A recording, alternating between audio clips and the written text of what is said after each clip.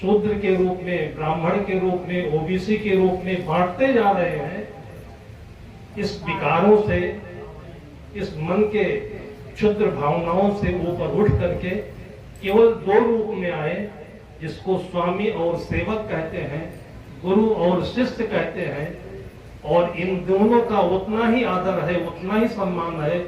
इसलिए पूरी मानव जात सद्गुरु कबीर साहब के रूप में कि मानुष तेरा गुण बड़ा, मांस न आवे काज, हार न होते आवरण तो चंद बाजन बाज। ये गुरु का दिया हुआ जो ज्ञान है, जो ग्रहण करता है, वही वेद पाठी है, वही ब्राह्मण होता है। हमारे ऋषियों ने कहा कि जन्मना जायते ब्राह्मण, जन्मना जायते शूद्र। जन्म के समय सभी शूद्र होते हैं। शूद्र का मतलब होता है कि सधन उद्र, उदर का मतलब होता है पेट, भूख। जिसके पास में केवल भूख हो, केवल पेट का काम हो, वो बच्चा होता है। उसको कोई मनोविकार नहीं, कोई सोना नहीं, अंगूठी नहीं, हार नहीं, कोई पद नहीं, केवल पेट में थोड़ा सा भोजन चला जाए, माँ का दूध पहुंच जाए, परम आनंदित हो जाता है। जन्मना जायते शूद्र, संस्कारात द्विज उच्चते।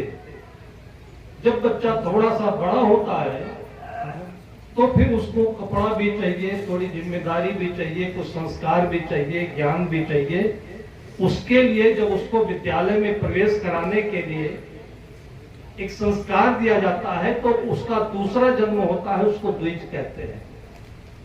वेद पठनात् भवेत विप्रः। फिर आगे पढ़ करके जैसे प्राइमरी से मिडिल में बच्चा प्रवेश करता है तो थोड़ा संस्कार पाने के बाद में उस जमाने के जो ग्रंथ होते थे, वेद होते थे, उसको जो पढ़ने लगता है वो विप्र कहलाता है। और उसके बाद जब वो रिहर्सल करके, स्वाध्याय करके, चिंतन मनन करके, प्रतिष्ठित हो करके और जब स्थिर प्रज्ञ होता है तो उसको ब्राह्मण कहते हैं। ब्रह्म जानाति ब्राह्मणा। केवल ये पद थे उस जमाने में। हम महर्षि वाल्मीकि को याद करें, उनके पद पर पहुंचे। सबको बराबर होने का अधिकार है।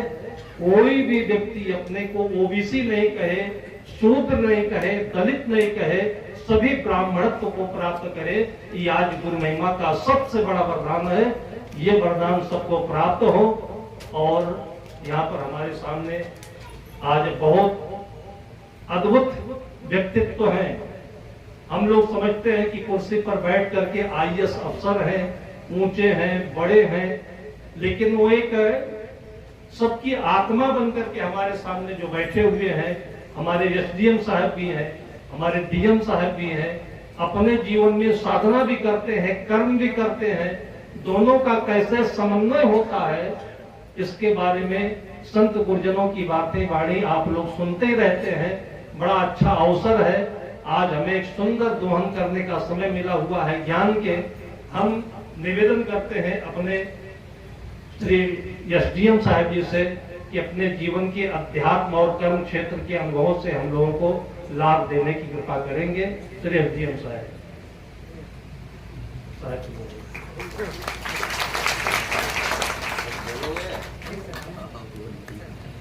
जब एसडीएम साहब अपने कर्तव्य पालन में निष्ठा रखते हैं और उनके कुछ अधिकारी हमारे माननीय श्री डीएम साहब, उनके माता पिता को हम सब धन्यवाद देते हैं, नमन देते हैं कि जिनके पुण्य प्रताप से 9 वर्ष की अवस्था में, उनके बाबा की प्रेरणा से 9 वर्ष की अवस्था में अपने घर पर आए हुए स्वामी जी से उन्होंने बल करके, हट करके और दीक्षा ग्रहण करके इस मार्ग में आए हुए हैं। अध्यात्म और कर्म क्षेत्र के प्रखर वेत्ता माननीय श्री अविनाश कृष्ण सिंह जी से हम निवेदन करते हैं कि अपने दोनों क्षेत्र के अनुभव को हमारे सामने हम लोगों को लाभ देने का महान कृपा करें। प्रशासनिक अधिकारी, एक आईएएस अफसर या जिला का कलेक्टर ही बोल रहा है। दोनों चीजें एक साथ जुड़ी हुई है। ये जीवन का सच्चा रूप है, स्वार्थ प्लस परमार्थ।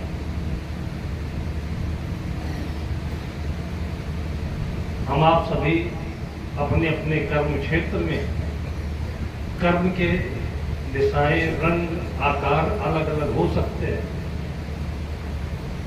जैसे दूध रखने के, दही रखने के, मिठाई रखने के डिब्बे, बर्तन अलग अलग होते हैं, लेकिन रखे गए सामान सभी एक होते हैं। ऐसे भीतर के अनुभव और बाहर के कर्म क्षेत्र की बहुत सारी बातें आपने इस विधान से रखी। ऐसा लग रहा है कि कोई संत व्यक्तित्व की मुख से वाणी निकल रही है। सभी को अपने जीवन में संत होना चाहिए, वाल्मीकि होना चाहिए, गुरु रविदास, सतगुरु कबीर, महामना व्यास होना चाहिए। आज के इस कुटिल युग में, विषाक्त वातावरण में, रात दिन जहां पर यह चर्चा हो रही कि हम नीच हैं, दलित हैं, इस जाति के हैं, इस कैटेगरी के हैं, ये बहुत बड़ा हमारे मन का विषय है।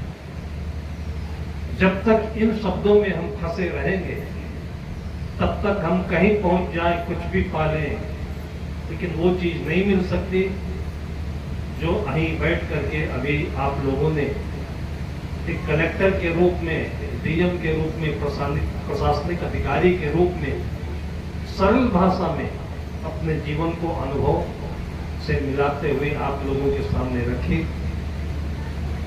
हम उनके लिए बहुत बहुत धन्यवाद प्रस्तुत करते हैं कि गुरु पूर्णिमा के पावन अवसर पर पूरे जिले को देख करके भी, संभालते हुए भी अपना अमूल्य अवसर निकाल करके यहाँ आए। आपको, आपके साथ आए हुए सभी अधिकारी गण को संत महापुरुषों की तरफ से बहुत बहुत धन्यवाद।